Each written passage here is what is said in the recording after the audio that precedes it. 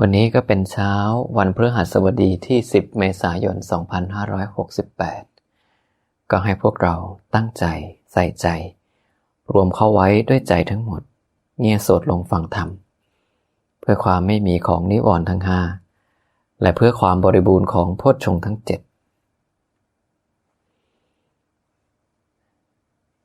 เมื่อวานพวกเราก็ได้ฟังเรื่องของกรรมกันไปแล้วว่ากรรมเก่าในบางมุมก็หมายถึงตาหูจมูกลิ้นกายใจของเรานั่นเองและกรรมเก่านี้หรือตาหูจมูกลิ้นกายใจของเรานี้เป็นสิ่งที่อาศัยปัจจัยทำให้เกิดขึ้น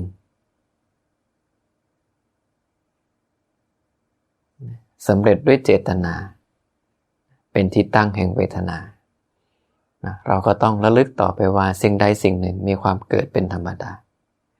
สุดท้ายสิ่งเหล่านั้นก็ต้องดับไปเป็นธรรมดาตาหูจมูกลิ้นกายใจของเราสุดท้ายก็ดับกรรมเก่าสุดท้ายก็อันตรธาน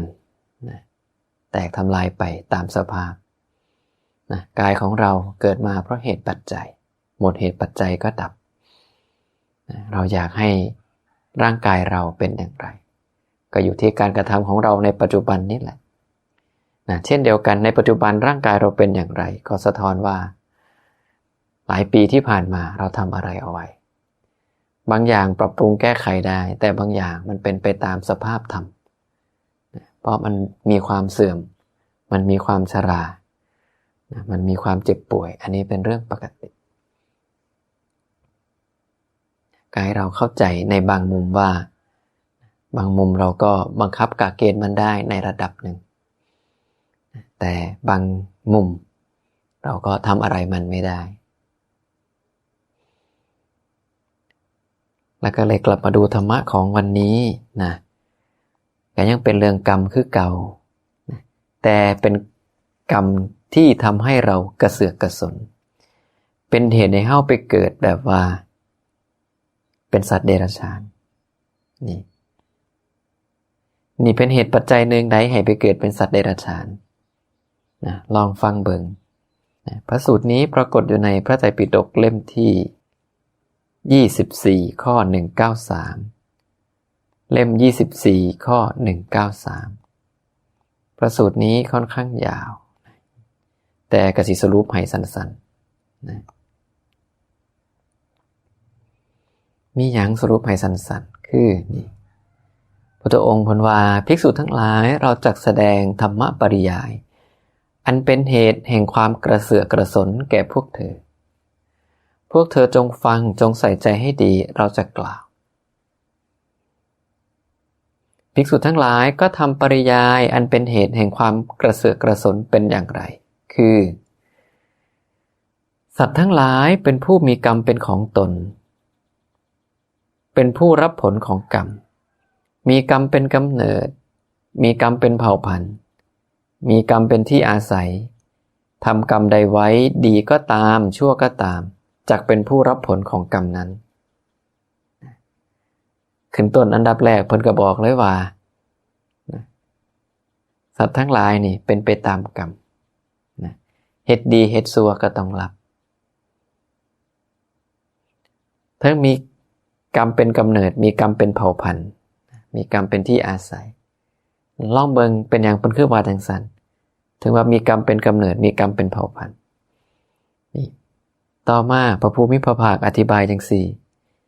ภิกษุทั้งหลายบุคคลบางคนในกรณีนี้เป็นผู้ปกติฆ่าสัตว์มีชีวิตหยาบช้ามีมือชุ่มด้วยโลหิต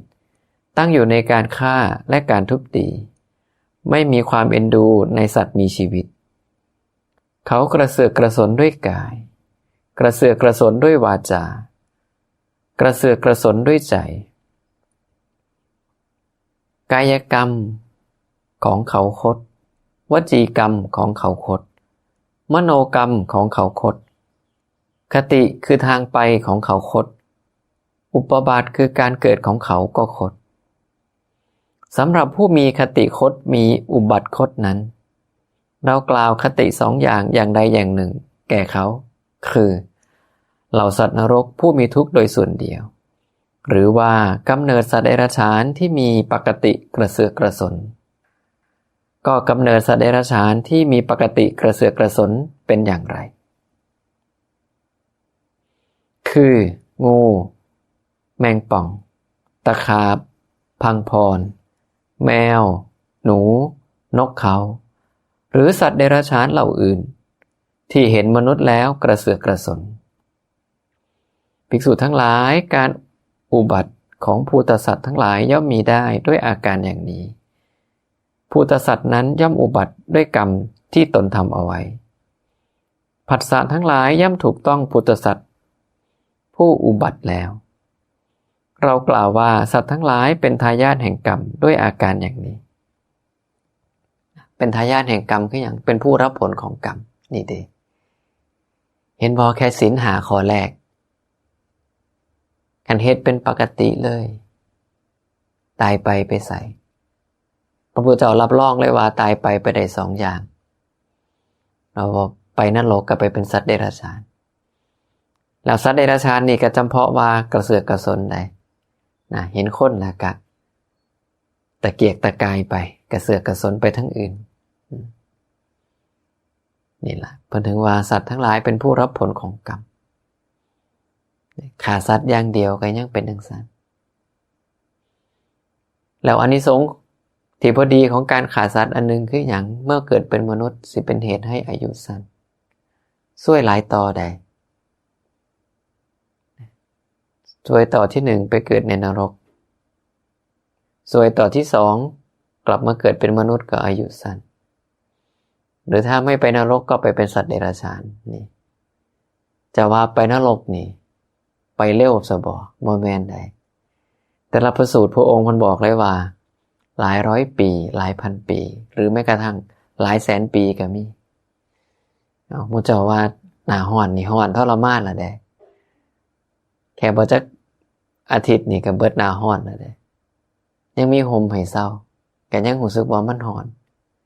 แต่ว่านรกร้อนกว่านี้ได้ทรมานกว่านี้ได้แต่บ่มีหม้องให้หลบให้หลีกเลยล่ะเห็นบ่ข้อแรกก็อันตรายแล้วนะคือกันเพิ่นว่าภิกษุทั้งหลายบุคคลบางคนในกรณีนี้เป็นผู้ปกติถือเอาสิ่งของที่เจ้าของไม่ได้ให้คือถือเอาวัตถุอันเป็นอุปกรณ์แห่งทรัพย์ของบุคคลอื่นซึ่งอยู่ในบ้านหรืออยู่ในป่าก็ตามที่เจ้าของเขาไม่ได้ให้ด้วยจิตเป็นขโมยเขากระเสือกกระสนด้วยกายกระเสือกกระสนด้วยวาจากระเสือกกระสนด้วยใจกายกรรมของเขาคดวจีกรรมของเขาคดมโนกรรมของเขาคดคติคือทางไปของเขาคดอุปบาทคือการเกิดของเขาคดสำหรับผู้มีทางไปคดมีการเกิดคดนั้นเรากล่าวทางไป2อย่างอย่างใดอย่างหนึ่งแก่เขาคือเหล่าสัตว์นรกผู้มีทุกข์โดยส่วนเดียวหรือว่ากำเนิดสัตว์เดรัจฉานที่มีปกติกระเสือกกระสนก็กำเนิดสัตว์เดรัจฉานที่ปกติกระเสือกกระสนเป็นอย่างไรคืองูแมงป่องตะขาบพังพรแมวหนูนกเขาหรือสัตว์เดรัจฉานเหล่าอื่นที่เห็นมนุษย์แล้วกระเสือกกระสนการเกิดของภูตสัตว์ทั้งหลายย่อมมีได้ด้วยอาการอย่างนี้ภูตสัตว์นั้นย่อมเกิดด้วยกรรมที่ตนทำไว้ผัสสะทั้งหลายย่อมถูกต้องภูตสัตว์นั้นผู้เกิดแล้วเรากล่าวว่าสัตว์ทั้งหลายเป็นทายาทแห่งกรรมด้วยอาการอย่างนี้ดังนี้การประพฤติผิดในกามการพูดเท็จ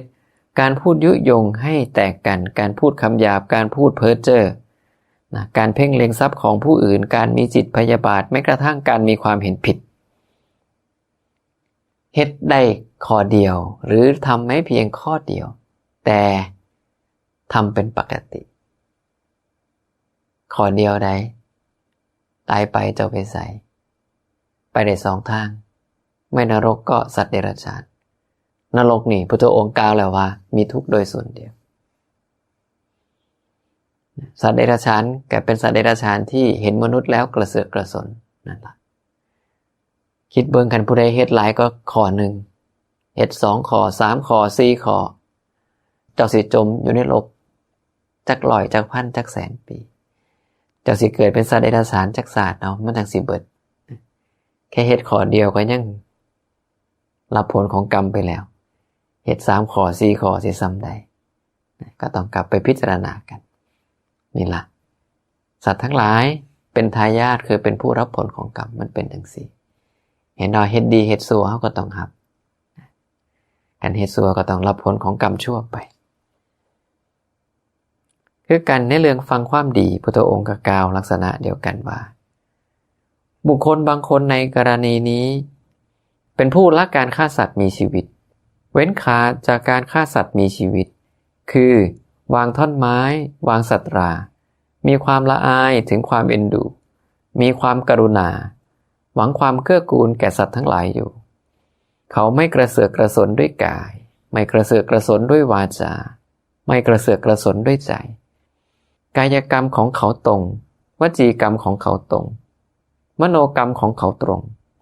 คติคือทางไปของเขาตรงอุปบัติหรือการเกิดของเขาตรงสำหรับผู้มีทางไปที่ตรงมีการเกิดที่ตรงนั้นเรากล่าวคติ2อย่างอย่างใดอย่างหนึ่งแก่เขาคือเหล่าสัตว์ผู้มีสุขโดยส่วนเดียวหรือว่ามาเกิดในตระกูลสูงคือตระกูลกษัตริย์มหาศาลตระกูลพราหมณ์มหาศาลตระกูลขหบดีมหาศาลอันเป็นตระกูลมั่งคั่งมีทรัพย์มากมีโภคสมบัติมากมีทองและเงินมากมีอุปกรณ์แห่งทรัพย์มาก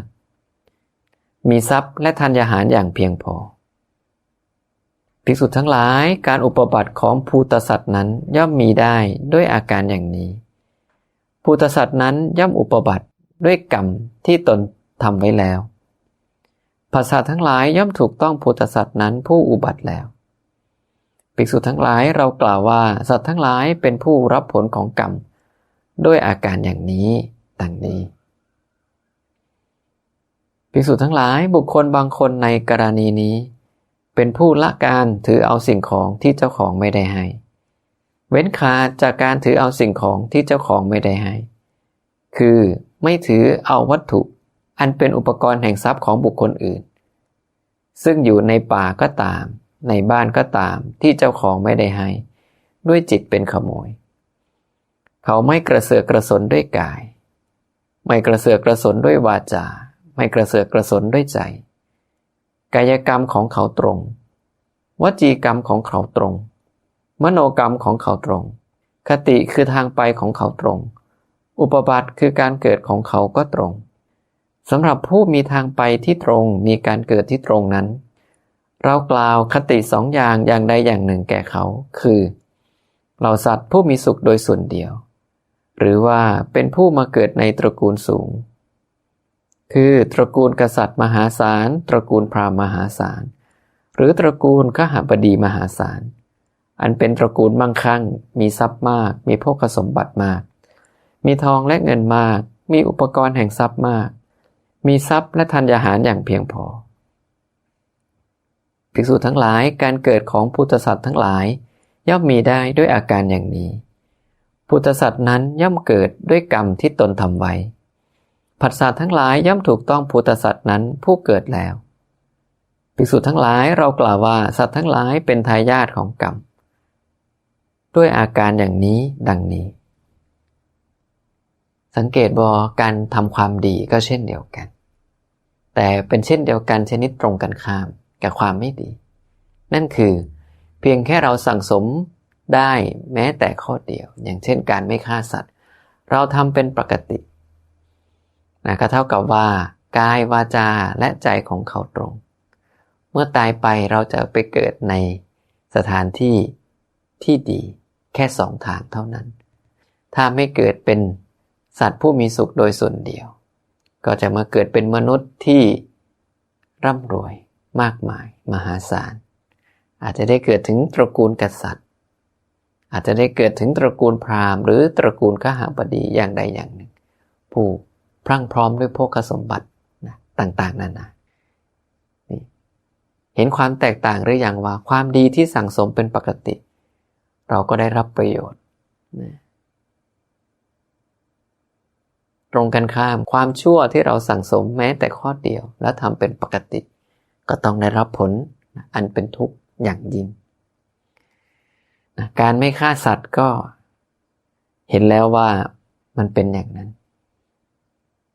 และการไม่ฆ่าสัตว์ถ้าเราสั่งสมไว้มากเมื่อกลับมาเกิดเป็นมนุษย์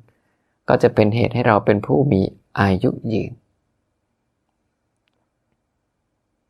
เห็นบ่ว่า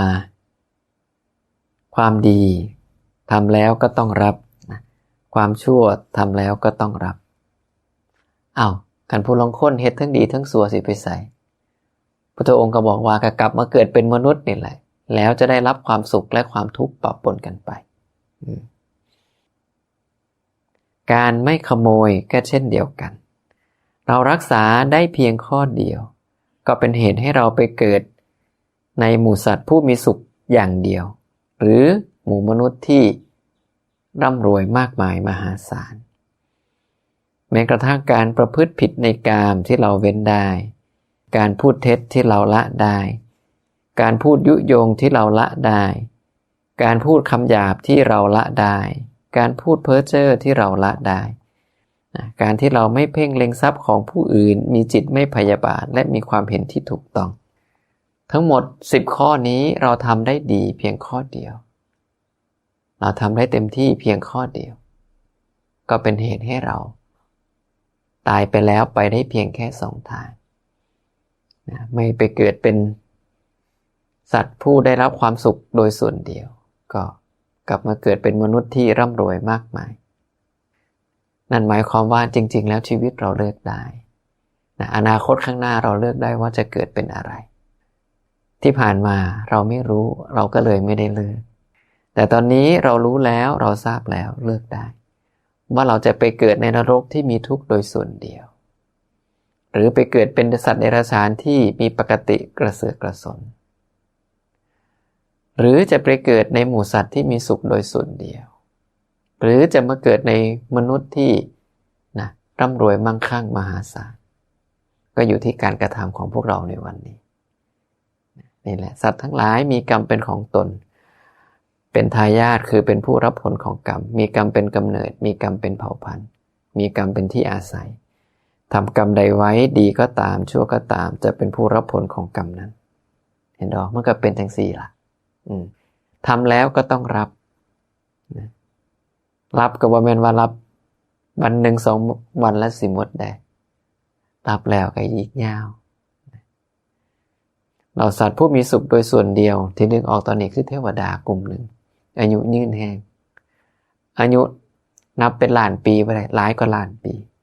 นะหลายกว่า100 ล้านปีหลายกว่าแสนล้านปีหลายครับเทวดาสันนั้นเป็นว่าชื่อสุภกินนาหามีอายุ4 กัปหลายแสนปีนี่เทียบบ่ติดเลยนะหลายร้อยล้านหลายพันล้านปีก็เทียบบ่ติดเลยนั่นล่ะเห็นบ่แค่ข้อเดียวได้นี่ยังได้ดีสำนี้ถ้าทำได้มากกว่านั้นรักษาได้2 ข้อ3 ข้อ4 ข้อจนกระทั่งครบ10 ข้อสิดีสำใด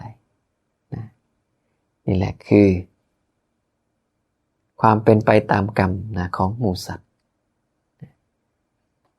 ที่เป็นจังใดก็อยู่ที่การกระทำของเราเพราะว่ากรรมหมายถึงการกระทำแบ่งเป็นดีก็ได้ชั่วก็ได้ดังนั้นเมื่อเราทราบแล้วว่าทำดีได้รับผลดีอย่างไรทำไม่ดีได้รับผลกระทบที่ไม่ดีอย่างไรก็ให้พิจารณาเลือกสั่งสมแต่สิ่งที่ดีกระทำแต่สิ่งที่เป็นคุณงามความดีเราก็จะได้มีสุขโดยส่วนเดียวหรือถ้าจำเป็นจะต้องเกิดก็จะเกิดในตระกูลที่มั่งคั่งร่ำรวยมหาศาลนั่นเอง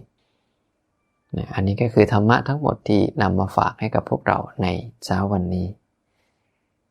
จำในบ่จำว่าอะไรก็ต้องได้นะธรรมะนี้ขันธ์เพิ่นว่าก็คืออกุศลกรรมบท10และกุศลกรรมบท10นั่นเองนั่นนะคือหัวข้อในการประพฤติปฏิบัติจะไปฟังอกุศลหรือจะไปฟังกุศลก็อยู่ที่เราทำแล้วก็ต้องรับผิดชอบผลของการกระทำเพิ่มเติมไว้ให้ย้ำมาอีกที สุดท้ายก็ขออนุโมทนาในเจตนาอันเป็นกุศลที่พวกเราได้มาตั้งใจถวายทานมารักษาศีลมาปฏิบัติธรรมสมควรแก่ธรรมด้วยเหตุปัจจัยอันดีทั้งหลายที่เราได้สร้างและสั่งสมมาจงเป็นผลให้เราได้รับอานิสงส์ตามที่พระผู้มีพระภาคตรัสเอาไว้ทุกประการไม่ว่าจะเป็นผู้มีความสุขความเจริญก้าวหน้าในหน้าที่การงานมีความสุขความเจริญก้าวหน้าในชีวิตทางโลกมีความสุขความเจริญก้าวหน้าในทางธรรมเป็นผู้ไปทางเจริญไม่ไปทางเสื่อมถึงความเจริญอย่างเดียวไม่ถึงความเสื่อมที่สุดก็ขอให้ได้ดวงตาเห็นธรรมสำเร็จผลยังนิพพานพ้นทุกข์ในอนาคตการอันใกล้โดยทนหน้ากันทุกคนทุกท่านเถิดเตรียมตัวหาพระพร้อมกันครับ